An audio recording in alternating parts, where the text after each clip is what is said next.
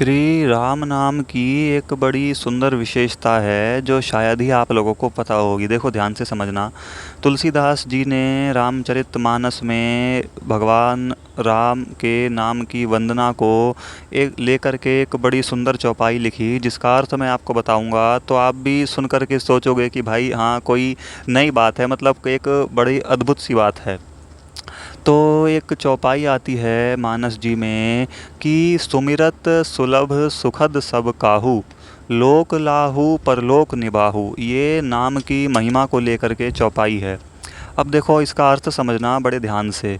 तुलसीदास जी कह रहे हैं कि सुमिरत सुलभ, इसका मतलब क्या हुआ कि ये जो भगवान का राम नाम है ये सुमिरन करने में बड़ा सुलभ है, यानी कि सुमिरन करने में बड़ा आसान है। अब आप कहोगे कि भाई ऐसे कैसे, भगवान के तो और भी नाम हैं जिनका बड़ी आसानी से सुमिरन किया जाता है, तो वो एक अलग बात है। लेकिन गोस्वामी जी ने हम जैसे साधारण बुद्धिजीवी लोगों को नाम की महिमा समझाने के लिए देखो कितनी अच्छी युक्ति बताई। उन्होंने हिंदी वर्णमाला की रहस्यों को भी, हिंदी वर्णमाला की युक्ति को भी नाम की महिमा से जोड़ दिया। अब ऐसा उन्होंने क्यों कहा सुमिरत सुलभ। अब आप को शायद पता हो या ना पता हो, कम ही लोगों को पता होगा कि देखो हिंदी वर्णमाला में जो अक्षर हैं उनको दो भागों में डिवाइड किया गया है। एक होते हैं अल्प प्राण अक्षर और एक होते हैं महाप्राण अक्षर। अल्प प्राण वो होते हैं कि जिनको उच्चारण करने में हमारे प्राण कम खर्च हों, या मतलब दूसरी भाषा में कहो, इजी भाषा में, कि मतलब जिनको बोलने में हमारी एनर्जी कम खर्च होती हो और जिनको ज़्यादा देर तक बोला जा सके, मतलब हमारे प्राण जो हैं कम खर्च होते हों, हमारी एनर्जी कम लगती हो, उनको कहते हैं अल्प प्राण। और महाप्राण वो होते हैं जिनको बोलने में, उच्चारण करने में हमारे प्राण ज़्यादा खर्च होते हों, या जिनको ज़्यादा देर तक बोला ना जा सके लगातार। तो गोस्वामी जी ने कहा कि देखो भाई मनुष्यों, बात समझो। सुमिरत सुलभ, ये जो भगवान का राम नाम है उसमें अक्षर आ रहे हैं रे, आ और मैं। तो बोले ये तो तीनों ही अल्प प्राण हैं। अब आप उदाहरण के तौर पर देखो, मैं आपको बताता हूँ, यदि इस बात का अभी अनुभव करना हो तो करके देख लेना। जो रे है वो अल्प प्राण है, उसको ज़्यादा देर तक भी बोला जा सकता है और बोलने में हमारी एनर्जी भी कम खर्च होती है। और इसी के अपोजिट जो है, जो है अक्षर है वो महाप्राण है।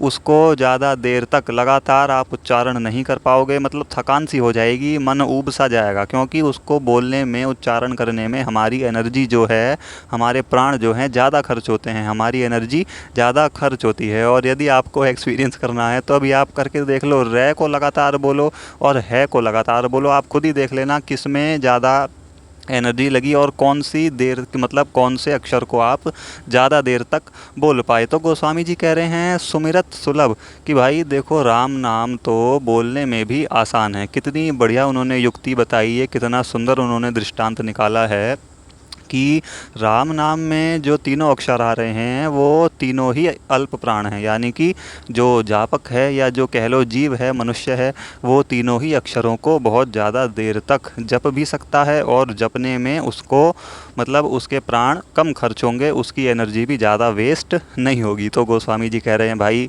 उनका कहने का मतलब ये है अब तो जप लो, इतना आसान और इतना सुलभ नाम हमें भगवान का मिल गया है, सुमिरत सुलभ।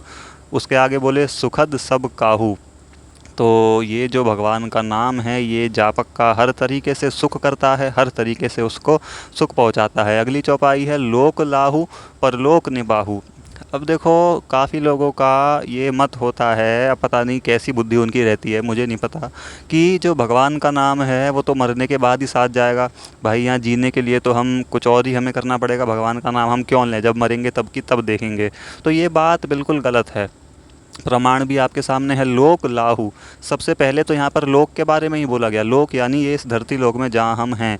ये जो भगवान का नाम है भाई, जप करके कोई देखे तो उसकी सभी संसारिक चीज़ें भी सुधरती चली जाएंगी, उसके भरण पोषण का एक तरीके से भगवान का नाम जो है पालनहार बन जाता है। भाई हमारे सब चीज़ों का जो है, सुख सुविधाओं का ध्यान भगवान का नाम रखता है। उसके बाद जब हमारी मृत्यु होगी, हम परलोक में जाएंगे, तो क्या कहा, परलोक निबाहू, ये हमारा साथ जो है परलोक लोक में भी निभाएगा। हमारा सच्चा साथी कौन है? केवल एक, भगवान का नाम, जो हमारे इस लोक में भी साथ रहेगा और हमारे दूसरे लोक में भी हमारे साथ ही जाएगा। इसीलिए श्री राम नाम महाराज की जय हो। मैं हर वीडियो में कहता हूँ भाई देखो, जितने साधन हो सकें उतने ठीक हैं, लेकिन कुछ भी ना हो सके तो वो भी ठीक है, लेकिन कम से कम भगवान के नाम के लिए तो हमें अपने जीवन में समय निकालना चाहिए ज़रूर।